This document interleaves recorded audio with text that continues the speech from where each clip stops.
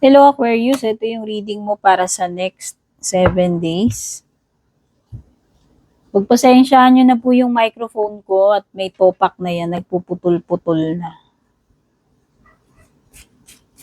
Yung sound niya.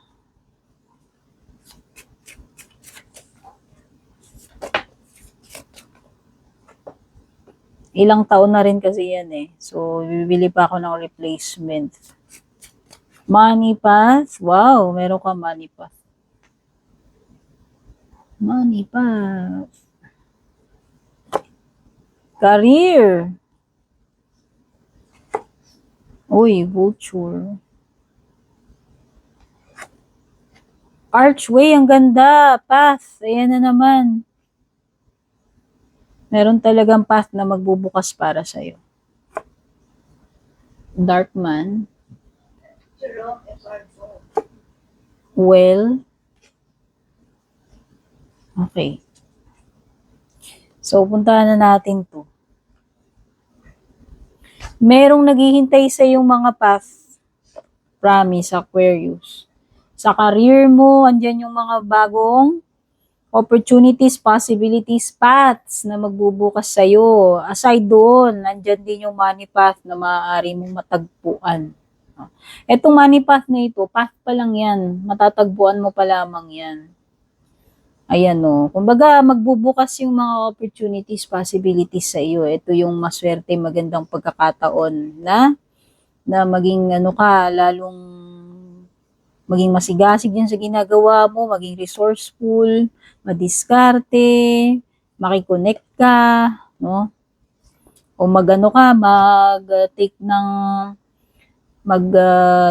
take ng risk, maghanap, no? So maganda in terms of pera, in terms of career, possibilities, opportunities, maganda sa'yo. Ayan, no, career, oh. Oh, pwedeng bagong job, pwedeng bagong offer sa'yo, mas mataas sa salary, pwedeng new company, new contract, new projects, panibagong occupation, no? Mag-ingat ka lang when it comes to sa mga pag-iisip mo. Oh, kasi itong mga sobrang pag-iisip ay maaaring mag-cause ng depression, anxiety. So,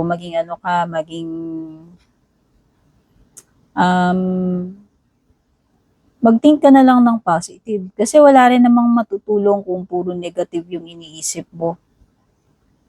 Kung kinakailangan mo ng mga tao na mapagsasabihan, malalapitan, na pwedeng makatulong sa'yo, gawin mo yan. Protektahan mo yung health mo. Mental health, importante yan. Meron ditong energy ng person. Kahit na anong gender na lang, hindi na lang kulilimitahan sa lalaki. Baka sabihin nyo naman.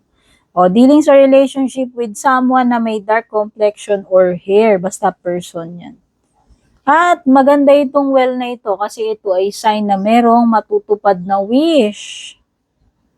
Particular sa family or loved one. No? Wish ninyo. Guys, kung type nyo rin itong suot kong citrine bracelet, no? Meron akong ginawang content or video neto sa yung mga benefits ng citrine bracelet. Kung nagugustuhan nyo rin to, lalagay ko na lang yung product link somewhere sa screen, mag-a-appear dyan, magpa-pop up, or sa bandang ibaba, or sa comment section, kung saan mabibili itong citrine bracelet na suot-suot ko.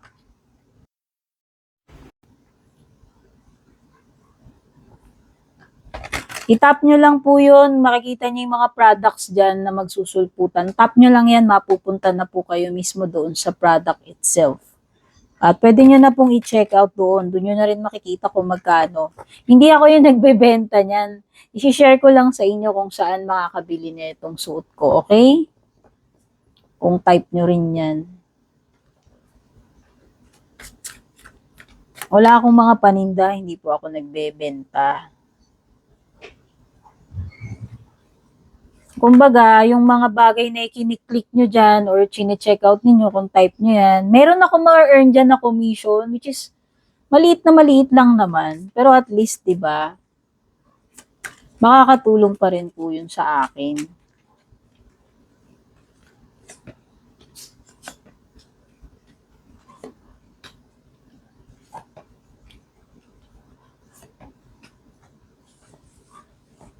Pati na rin yung mga hindi naglalaktaw ng ads, yan. Malaking tulong po yan sa mga creators like me.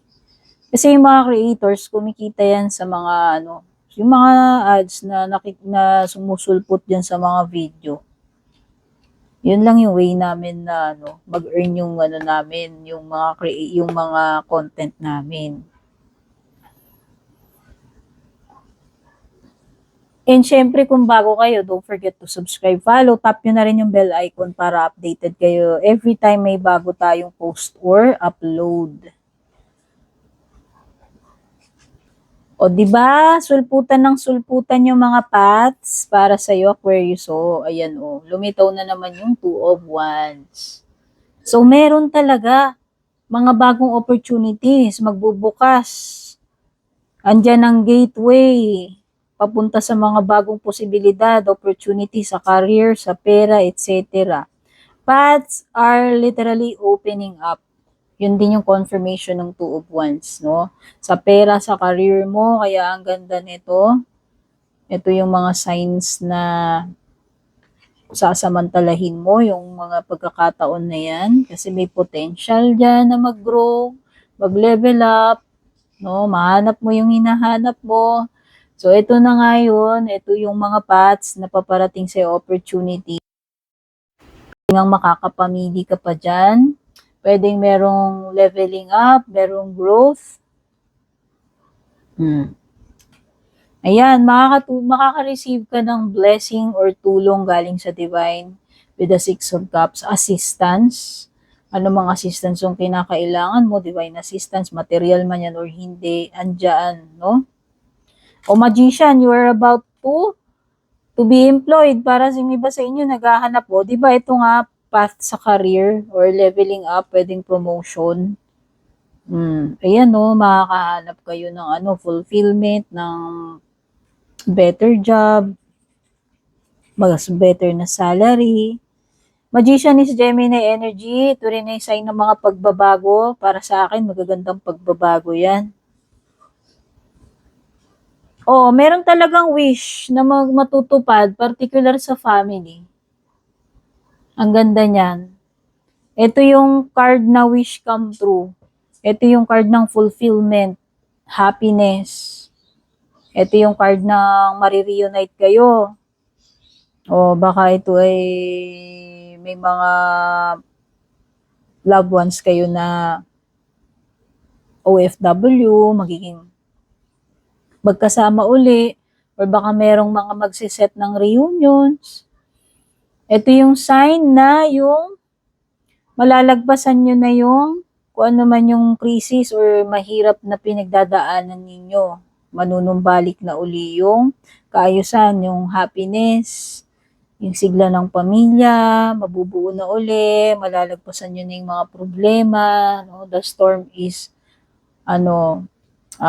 clearing up. Paparating na yung rainbow. Ito talaga, meron ka talagang success na magagawa. Marami kang rewards.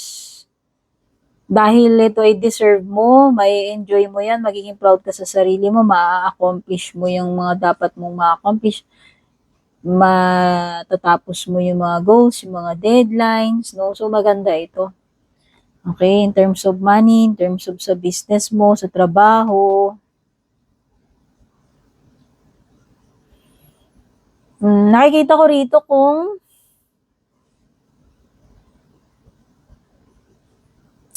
nag-expect ka na, siguro when it comes to paglilipat sa tirahan, halimbawa baka pag mamigrate dyan, or pag-abroad, baka lilipat ka ng tirahan, baka hindi mo pa yan magawa this week.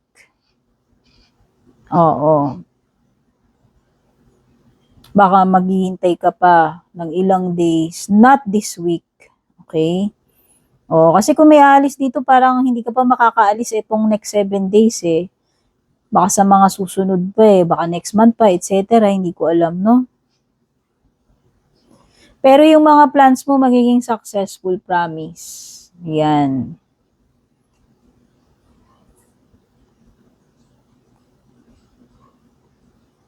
Oh, meron ditong pagtitake ng action sa Knight of Swords. Meron ditong mga mabiglaan, last minute darating. Tapos mapipilitan ka na gawan ng paraan or mag-take action last minute, ano? Magiging mabilis kumilos. So yan, may mga bagay dito na kailangan prepared ka or mabilis kang mag-isip, no? Mag-decide, mabilis ka na mag-take action para maagapan mo yung situation.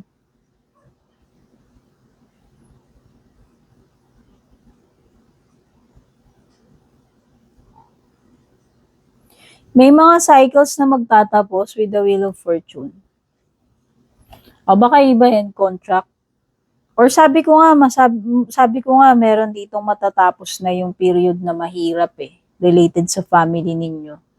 Kung ano man pinagdadaanan mo yan, ang family nyo na mahirap, matatapos na yan. So, okay. Kung related sa person mo naman, love life mo,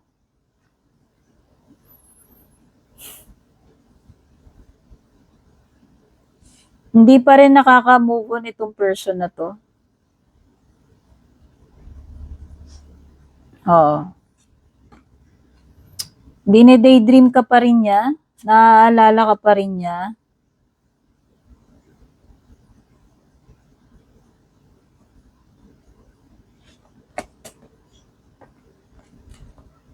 Pero parang may energy dito ng pamilyado na may asawa na, may anak na, pwedeng ikaw yan, pwedeng siya, or pareho na kayo.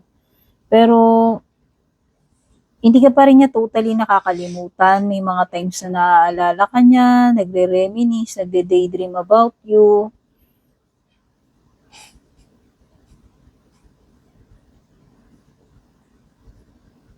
Meron siyang mga gustong sabihin sa'yo na hindi niya nagawa na aminin or sabihin sa'yo noon.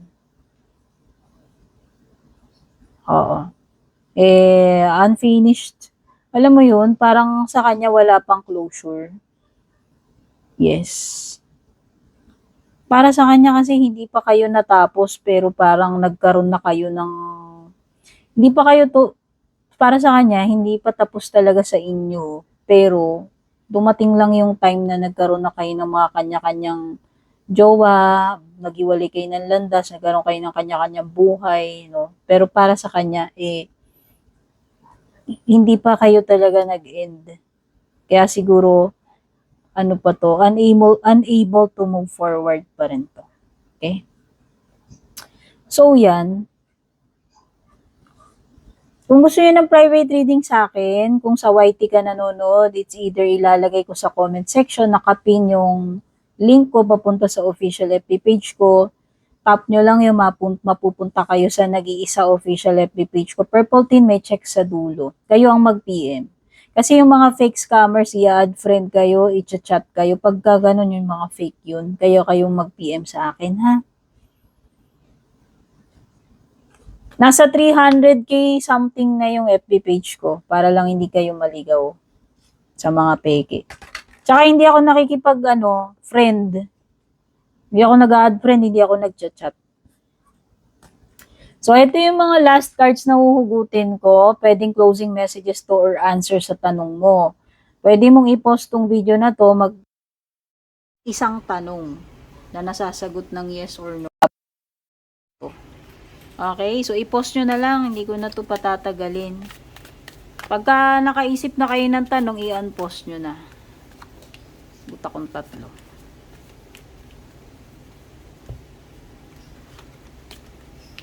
Ang unang sagot or closing message para sa iyo. Wag ka na mag-alala. Wag ka na mag-overthink, wag ka na mag-stress. So, ibig sabihin nito, wala ka nang dapat poproblemahin pa or ikaka-stress pa. Huwag mo nang pag-aksayan ng overthinking. Ibig sabihin. Ano pa? O kailangan maging malakas yung loob mo. Kailangan maging bold, maging assertive ka in a good way. Hindi pwedeng parang mahiyain ka na lang, mangimi ka na lang dyan sa isang sulok.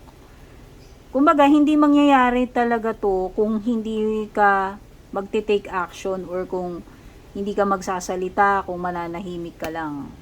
So, importante yung pagiging assertive para mangyari itong bagay na to or makuha mo yung goal na yan, ma-achieve mo yan. Pag sinabing reconsider, ang ibig sabihin yan, oops, wait lang.